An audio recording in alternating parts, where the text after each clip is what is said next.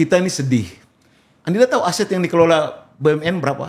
10 sampai 11 ribu triliun. Wow. PLN itu 100% subsidi negara. 100% Bang. Subsidi negara. Rugi. Udah rugi, masih dapat tantim. Nah itu dari mana rumusnya Bang? Puluhan miliar. Dari mana rumusnya? Bagaimana rumusnya gitu loh. Mereka 8 aja itu tiap tahun itu setengah triliun lebih. 504 miliar hanya untuk gaji mereka 8 orang. Gaji 8 orang. 504 miliar. Informasi yang saya dapat hari ini Pak Prabowo itu untuk makan siang gratis. Itu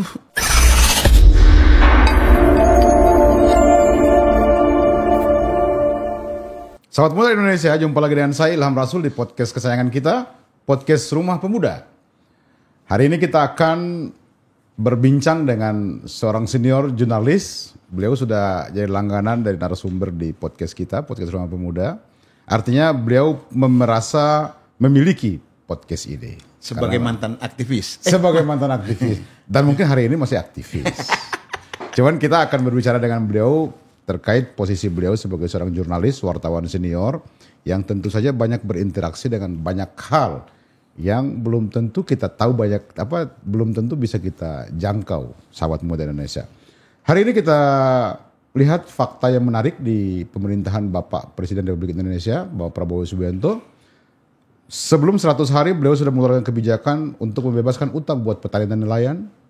Berikutnya lagi beliau sudah memberi jaminan bagi petani komoditi pangan dan menjamin harga pangan khususnya jagung dengan padi.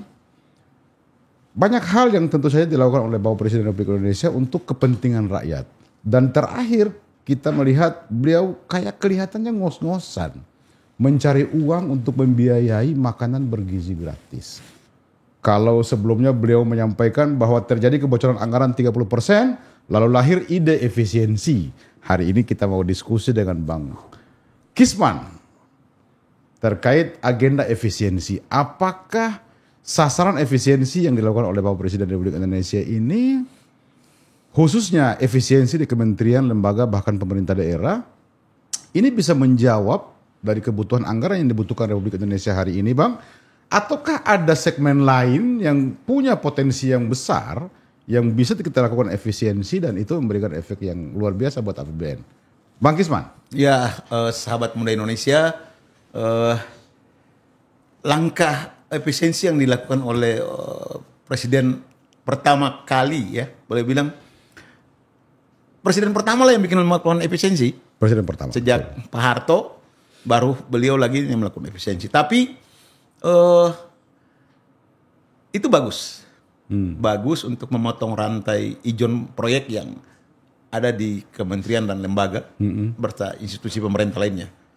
Hanya saja kalau itu untuk membiayai rencana kampanye beliau tentang makan siang gratis, rumah 3 juta, dan hari ini kita menyaksikan di kawasan juga bergejolak tentang hubungan regional yang tidak bagus-bagus saja juga. Ini juga tentu membutuhkan biaya yang besar, Dinda Ilham. Tapi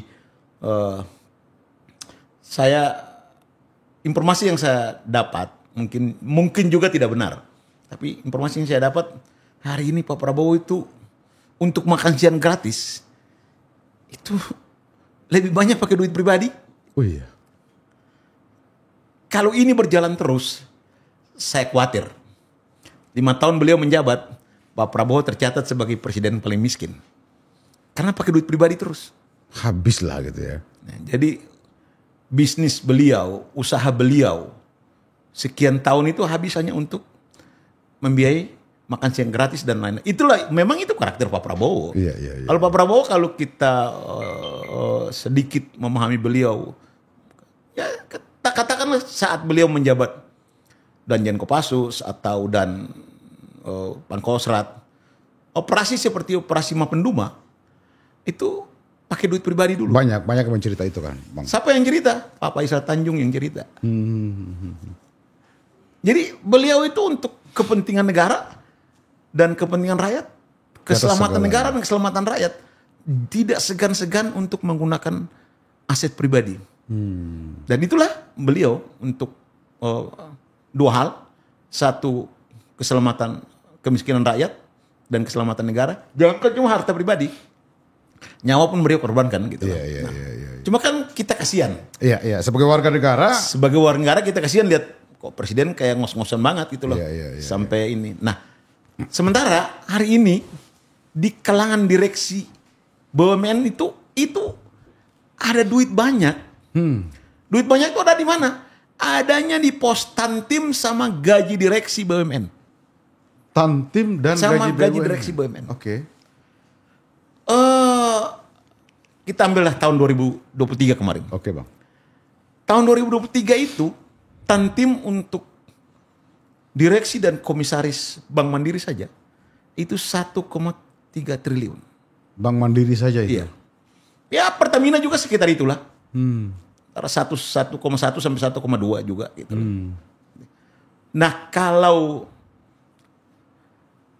ini dikumpulkan, saya menyarankan Pak Prabowo bikin moratorium Tantim dulu lah. Karena kalau Tantim ini di stop dulu untuk 1 tahun atau 2 tahun, minimal 1 tahun. Kalau nggak bagus lagi 2 tahun. Oke. Karena kalau itu kita moratorium di 10 sampai 15 BUMN besar saja, itu hitungan saya kasar. Kalau tadi Mandiri itu 1, terus Pertamina juga 1, mungkin PLN juga 1, lalu BRI juga 1, at least dari Tantim saya taruhlah Pertamina, PLN, terus Telkom, Pupuk Indonesia, Semen Indonesia, Main ID, Surveyor ID, Oke. Defense Indonesia, Pelindo, Mandiri, BRI, BTN, tambah dengan BLU yang dikelola di kementerian seperti Kementerian Keuangan, ada BLU namanya BLU Sawit. Iya. Ini Tantimnya saja saya hitung-hitung kasar, ini ada efisiensi sekitar 25 sampai 30 triliun. Paling sedikit 20 triliun kita udah dapat. Nah, sayangnya saya nggak tahu. Begitu besar. 20 triliun ada di tangan ini. 5 dari 15 ini belum lagi ditambah dengan subholding atau anak perusahaan. Oke.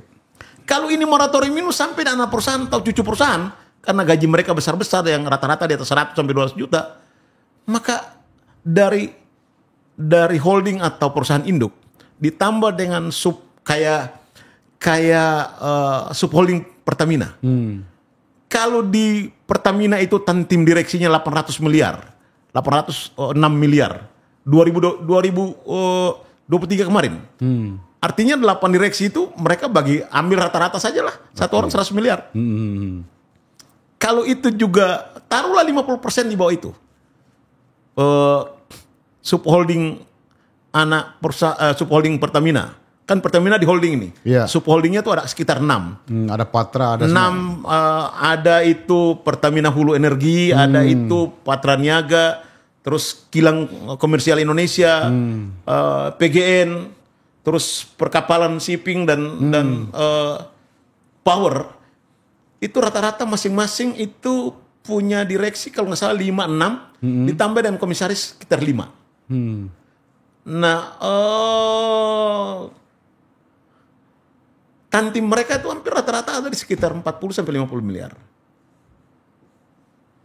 Ya direksi komisaris di bawah itu. Ya kita ambillah rata-rata 30 saja dengan komisaris. Maka 30 miliar per orang kali 11, 330 kali 6. Kali 6. Ini saja sudah menghasilkan 3 triliun lebih. Jadi kalau belum ditambah dengan anak perusahaan di bawah subholding. Jadi kalau di Pertamina saja ini Pak Prabowo moratorium dulu toh gaji mereka juga besar. Moratorium dulu Tantim untuk 1 atau 2 tahun ke depan ini. Ya pasti nggak setuju, ada yang setuju, yang nggak setuju keluar aja. Anak bangsa banyak kok, yang lain kok yang siap untuk bekerja kok gitu loh. Ya termasuk Adinda Pemuda Indonesia, Adinda Ilham juga siap kalau begitu gitu. Nah, sebelum Abang lanjut nih, saya kemarin podcast dengan salah satu pengamat ekonomi, Bang. Menurut dia, kenapa Danantara itu lahir? Karena dianggap BUMN sebagai entitas bisnis tidak bisa membackup pendapatan nasional, khususnya dari sisi dividen, ya kan? Justru pendapatan BUMN itu banyak didapat yang diperoleh dari pajak. Tadi Abang bicara soal Tantim nih. Tantim itu kan hitungan bonus berdasarkan laba bersih. Iya. Jangan-jangan laba bersih yang dimaksud itu adalah laba bersih yang diperoleh dari pajak, Bang. Iya. Bukan hasil kreasi direksi maupun itu dia, para pihak ini. Dinda. Kita ini sedih. Anda tahu aset yang dikelola BUMN berapa? 10 sampai 11 ribu triliun. Wow. Berapa keuntungan yang disetor kepada negara? 300 miliar. 300 miliar itu Adinda tahu, itu cuma 2/3 dari keuntungan bersih yang didapat oleh Petronas di Malaysia. Satu perusahaan. Satu Petronas itu keuntungannya hampir 200 miliar. 200 triliun, sorry. 200 triliun. Keuntungan, jadi total aset BUMN yang dikelola per tahun itu antara 10.000 sampai 11.000 triliun. Yang dihasilkan cuma 300 miliar. Menghasilkan 300 triliun. Oh, 300 triliun, sorry. 300 triliun, dikoreksi. 300 triliun. 300 triliun itu hanya 2/3 dari keuntungan laba bersih yang diperoleh oleh Petronas. Satu perusahaan Petronas di Malaysia. Dan Petronasnya belajar dari Pertamina. Kan malu gitu loh. Ini nggak tahu. PLN itu 100% subsidi negara. 100%, Bang. Subsidi negara. Rugi. Udah rugi, masih dapat Tantim. Nah itu dari mana rumusnya, Bang? Puluhan miliar. Dari mana rumusnya? Bagaimana rumusnya gitu loh. Iya. Nah, lewat podcast Forum Pemuda ini, Rumah Pemuda ini, kita kasih bahan buat Pak Prabowo. Pak, ini rakyat lagi susah. Pak Presiden, moratorium dulu lah. Ikat pinggang lah. Iya. Toh mereka gajinya besar. Adinda tahu berapa gaji direksi Pertamina? Kalau di Dirut itu 4,7 miliar. Pertamina Induk nih, Bang ya? Pertamina Induk. Oke. Itu di Dirut itu 4,7 miliar per bulan. Taruhlah 8 direksi di situ, ambil rata-rata 4,5 miliar. Iya, satu direksi gitu Satu direksi. Semualah atas bawah. Kalau 6, Bang? Kalau 8. Oh, 8 ya. Kan mereka dapat gaji 14. Minimal 14. Oke. Karena THR sama akhir tahun. Oke. Kalau gaji 14 itu satu orang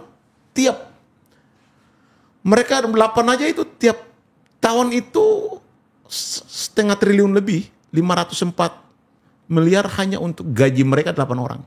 Gaji 8 orang. 504 miliar. Yang kelola 11 triliun dan cuma bisa menghasilkan untuk 300. Pertamina toh. Oh iya, Pertamina toh. Ini untuk Pertamina toh. Oke.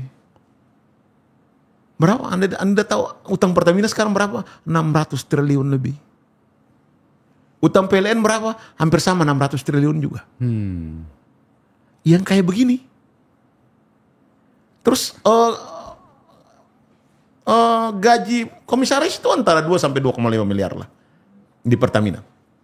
Karena ketentuannya gaji komisaris itu 45% dari gaji Dirut. Gitu loh. Jadi Dirut, nah itu saya hitung-hitung ya 8 komisaris kali 14 2 miliar ya sekitar 225 miliar per tahun untuk komisaris. Gaji komisarisnya saja. Jadi gaji mereka besar sekali. Ini juga saran mungkin saran pemuda Indonesia lah. Pada Pak Prabowo, gaji itu nggak usah terlalu besar-besar lah. Gaji presidennya nggak segitu, Bang. Gaji itu ya untuk perusahaan induk atau holding ya antara 500 sampai 1 miliar. Karena mereka dapat 14 kok. Iya. Itu makan belanja sampai 1 bulan nggak habis itu kok. Iya. 1 miliar itu kok. Oke. Terus anak perusahaan subholding, anak perusahaan tuh ya antara 250 sampai 300 sampai 500 juta lah. Iya. Ini Adinda tahu di Rut Patraniaga yang ditangkap kejaksaan berapa gajinya? Oh iya. 1,8 miliar. 1,8. Saya podcast juga dengan Pak Abdullah Mahua Bang itu. Tuh, bayangkan itu. Jadi kalau ini di efisiensi aja dari Tantim saja, ini kita udah dapat sekitar 20 sampai 25 triliun. Seluruh BUMN. Tantim toh. Ditambah dengan gaji ini ditertibkan lagi, ya gaji tadi anak perusahaan, cucu perusahaan, ya antara 150 sampai dengan 300 juta lah. 300 juta mah udah leha-leha gitu loh. Tragisnya, ya komisaris-komisaris juga kan nggak kerja. Ini juga bayangkan Dinda, kalau aset 10.000 triliun sampai 11.000 triliun dengan keuntungan cuma 300 triliun. Itu berapa persen? 3%. 3-4%, betul. Kecil sekali gitu loh. Kecil sekali Dinda gitu loh. Ini supaya dengan kerja seperti ini, udahlah Pak Prabowo ini dan antara mungkin Pak Prabowo perlu keluarkan kepres dulu lah.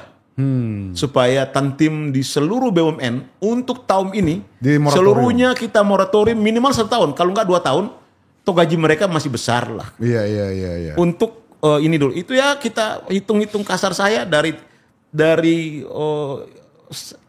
sampai 15 BUMN besar tadi ini aja ya, Pertamina, PLN, Telkom, Pupuk Indonesia, Semen Indonesia, Men ID, Defense ID, Surveyor Indonesia, Mandiri, BRI, BNI, BTN, Pelindo, dan Journey Indonesia aja. Itu kita udah dapat sekitar hampir 20 triliun lebih lah. Janganlah kasihan kita peras Pak Prabowo terus. Iya. Pakai duit pribadi terus untuk bayar. Iya, satu sisi Pak Prabowo sebagai presiden hancur memikirkan rakyat, tapi di sisi lain ada banyak pihak yang pesta pora, Bang. Bayangkan gaji di Rut Pertamina itu 4,7 miliar per bulan. Dapatnya 14 kali. Belum tunjangan bla bla bla bla bla dan lain-lain. Fasilitas itu, fasilitas ini dan lain-lain. Itu pun masih terkasus korupsi Bang, yang kayak Pertamina Patraniaga. Itulah. Jadi Pak, pesan buat Pak Presiden yang terhormat, Bapak juga jangan terlalu keluarkan uang pribadi lah untuk urusan negara. Ini ada di dalam rumah Bapak ini. Tinggal butuh keberpihakan Bapak, kebijakan Bapak saja. Keluarkan kepres atau perintahkan Dirut dan Antara atau Menteri BUMN keluarkan ini untuk Tantim, kita moratorium untuk kasih makan makanan bergizi gratis dulu. Iya. Lalu gaji juga dikoreksi ya kayak 4,7 miliar ini.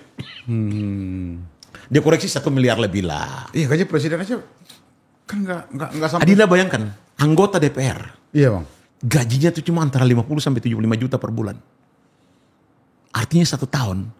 Ditambah dengan dia punya bonus bulanan akhir tahun sama THR 1 miliar. Itu 2 tahun dia bekerja baru bisa didapatkan Bang. Efisiensi.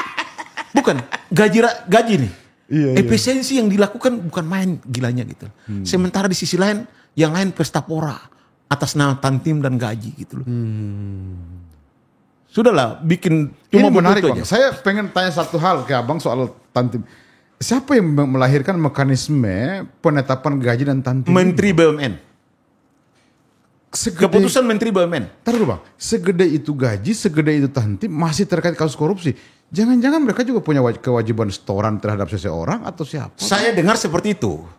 Makanya di kalangan BUMN dan Pertamina tuh beredar nama-nama seperti Denny Mawengkang, Febri Prasetyadi, James. Itu siapa Bang? Bekas ketua RT Menteng di Taman Kodok situ. Itu ya kalau dari cerita yang beredar sih orang-orang kepercayaannya Erick Thohir dari kelompok Mahaka dan Boy Thohir gitu loh, atau Raden Heri. Ini orang-orang yang ada lagi nama yang pernah di ini juga di MNC juga tuh. Inilah orang-orang yang berperan untuk ya selisih-selisih itulah yang Iya, Saya dengar seperti itu. Jangan-jangan mereka ini mesin pencari uang, Bang. Susah dibuktikan karena tapi di kalangan direksi dan terutama direksi BUMN beredar seperti itu bahwa sebagian besar dari tantim dan gaji itu ya mereka store juga ke keluarga orang terpercaya dari pejabat di Kementerian BUMN. Oke. Tapi itu butuh dibuktikan.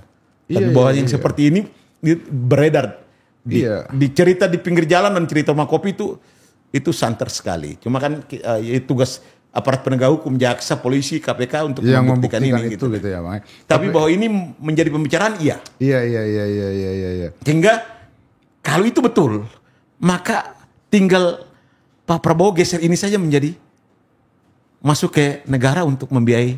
Jadi tadinya itu kemungkinan itu dinikmati oleh keluarga dan pejabat Kementerian BUMN, geser ini menjadi rakyat yang menikmati, anak sekolah yang menikmati. Pak Prabowo bangun sekolah unggulan saja itu butuh 200 sampai 300 miliar. Kita perlu modernisasi alutsista kita. Karena bergejolaknya Australia membangun pangkalan militer AUKUS bersama dengan Inggris dan Amerika. Ini semua butuh duit. Tapi bahwa kita lagi butuh ini, kita lagi resah memikirkan ini, presiden harus pribadi terus, sementara yang lain pesta pora. Ini tidak benar, tidak fair gitulah. Sehingga butuh kebijakan beliau. Yang berikutnya, ini juga yang menyita.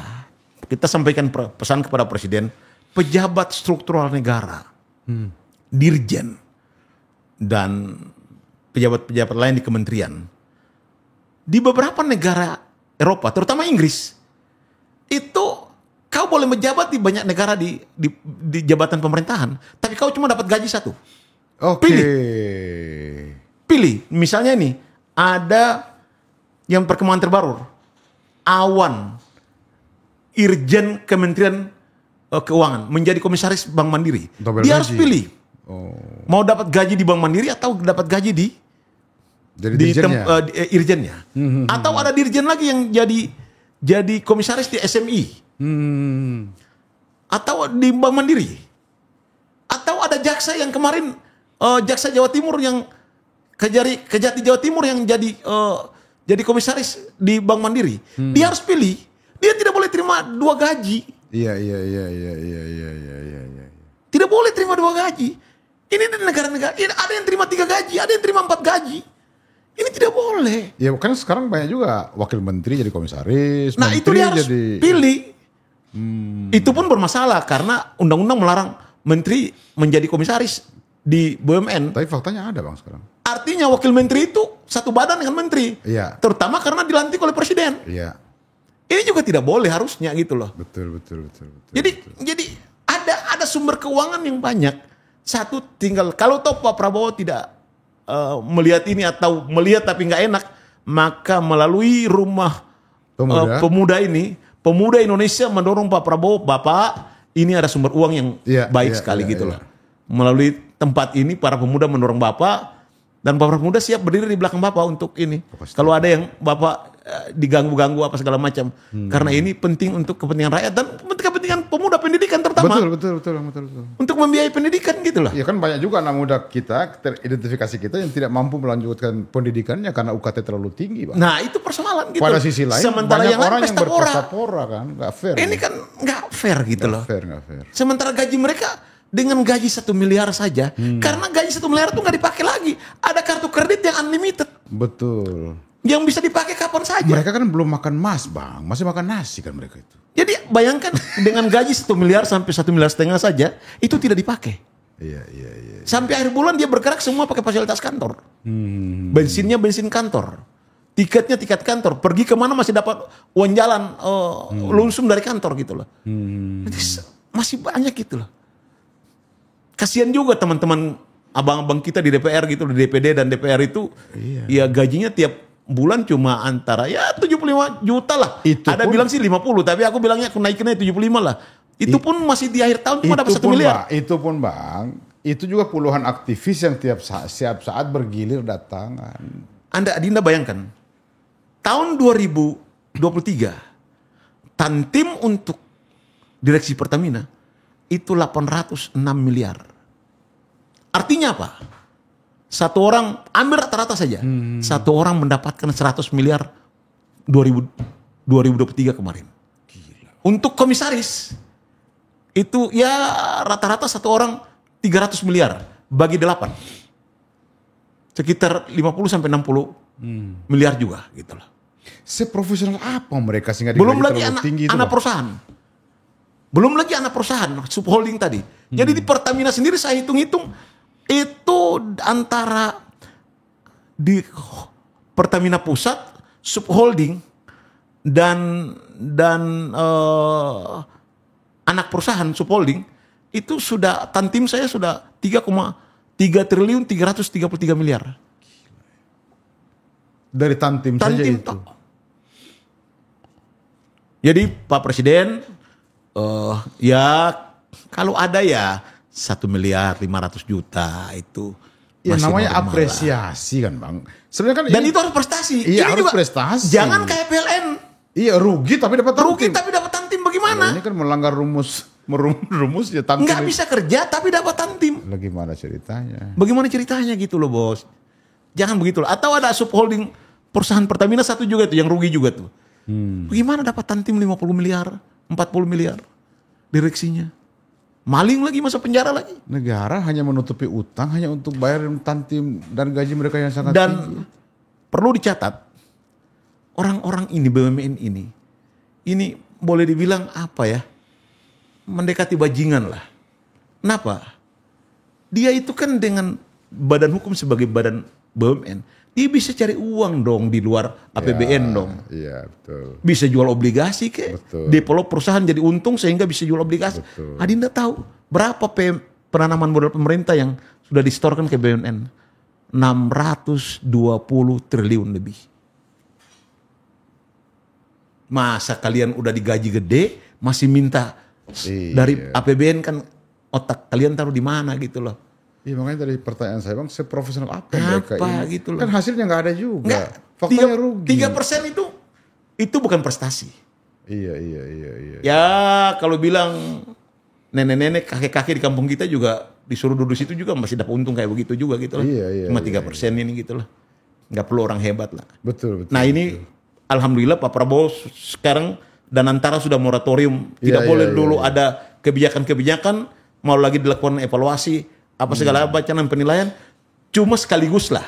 Karena kita berangkat dari semangat Pak Prabowo itu, maka kita bilang Pak, ini ada uang dari Tantim saja, ada sekitar 20 triliun sampai 25.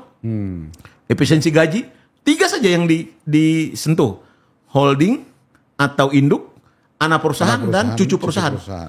3 itu saja sudah dari Tantim kita udah bisa dapat sekitar 20 sampai 30 triliun. Tengah-tengahnya 25 triliun lah. Nggak akan ada lagi orang teriak terlambat dibayar apa sih makanan bergizi gratis itu. Kalau saja nggak ada, masih ada anggota direksi dan Pertamina, masih banyak yang siap ganti mereka kok. Banyak, apalagi dengan kalau itu gaji sih yang banyak. begitu besar gitu lah. Iya. Nah tertibkan juga gaji. Untuk perusahaan induk atau holding kayak Pertamina, itu gaji direksinya nggak perlu sampai 4 miliar lah. Iya gaji macam apa? Ya antara saat 500 sampai 100 atau 1,2 miliar lah gitu loh. Iya. Atau mereka sudah fasilitas itu pun tidak dipakai sampai akhir bulan kok gitu loh. Iya. Jadi- Belum lagi fasilitas kartu kredit yang Abang bilang tadi. Direksi Pelindo itu dirutnya itu 4,5 miliar. Wakil dirut itu sekitar 4,1 miliar. Jadi ini di sini aja ditertibkan 5 besar ini saja, ditambah dengan anak sama cucu, ini kita bisa dapat sekitar 20 sampai 30 triliun lagi. Dari 2 komponen ini, Tantim sama gaji, Pak Prabowo ada leluasa dengan sekitar 50 triliun. Hal yang tidak dipikirkan oleh banyak orang, tapi Abang dapat ini luar biasa. Ya karena Bang. saya kebetulan wartawan aja. Iya, Yang kedua iya, saya iya. dulu wartawan, awal menjadi karir wartawan saya itu di Harian Ekonomi Neraca. Jadi wartawan ekonomi. Oke.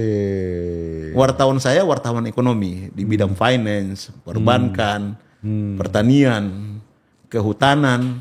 Itu juga yang mengantarkan saya bisa mewawancarai Pak Sumitro. Pak Om Cum tentang efisiensi kebocoran anggaran yang ketika itu sudah mencapai 30% berdasarkan perhitungan ICOR ASEAN dibagi ICOR Indonesia dikalikan 100.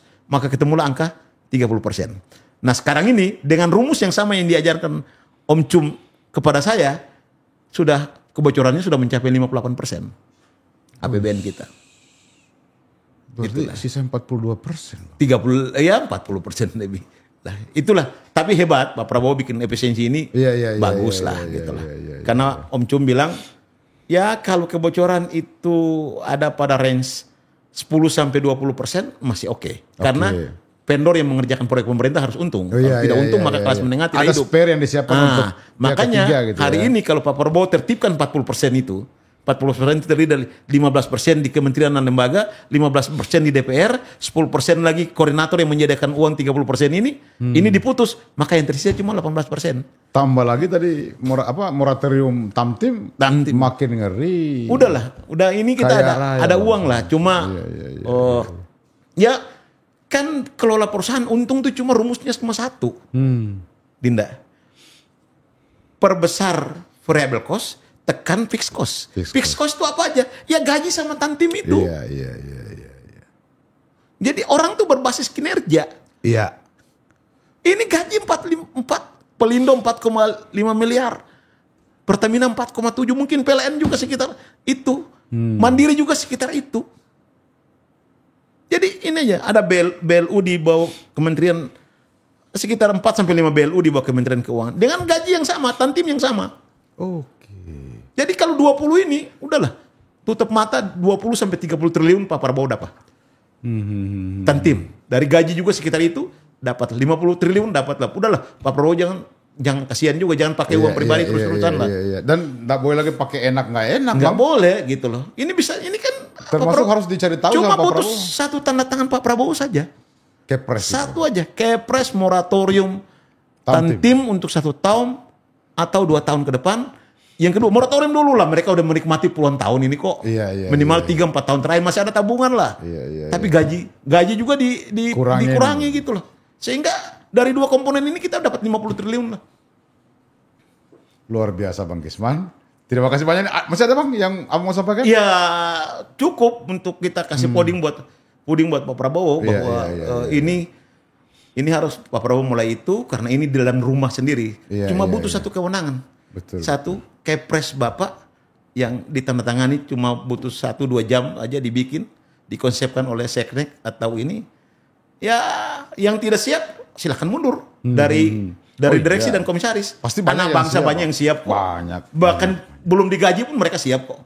Yang penting disiapkan fasilitas harian sama ini aja mereka siap kok. Iya. Ini mereka udah kenyang lah. Betul. Nggak susah lah. Kalau Pak Prabowo kan pernah kalau kepada sindiran mereka kepada para pengusaha konglomerat itu biasanya bahasanya yang mereka bilang ya udah cukup lah. Pak Prabowo juga sudah lama jadi orang Indonesia, udah menyaksikan kalian kaya berapa turunan pun nggak habis-habis gitu loh. Nah sudah muntah. Nah sekarang itu di luar kewenangan beliau. Sekarang ini ada di kewenangan beliau gitu. Sehingga bisa beliau mulai dan ya kita support para pemuda Indonesia pasti akan support dan hakul yakin itu. Pasti Bang. Oke, terima kasih banyak Bang Kisman. Terima kasih. Luar biasa, saya yakin Bapak Presiden Republik Indonesia mendengar ini saran yang baik tentu saja karena ini terkait dengan kepentingan bangsa Indonesia. Bapak Presiden, insya Allah pemuda Indonesia pasti di belakang Bapak. Karena kami yakin Bapak menjadi harapan rakyat Indonesia. Jangan ragu. Pak Prabowo jangan ragu. Jangan ragu Pak. Assalamualaikum warahmatullahi wabarakatuh.